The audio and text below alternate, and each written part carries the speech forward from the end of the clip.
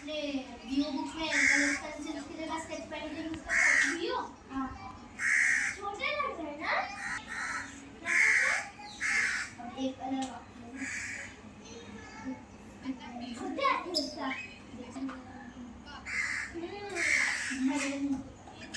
Bag में मैंने ही दिया देखो।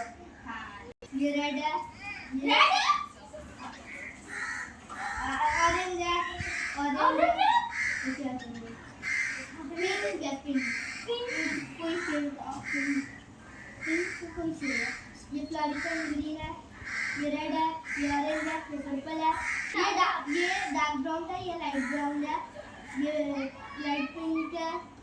सर ये पिंक ये नॉर्मल ब्लैक की डार्क ब्लैक। ये पिंक ये डार्क ब्लू है। ये लाइट ब्लू है। ये फिर लाइट ब्लू है। ये लाइट पर्पल है। ये स्किन है।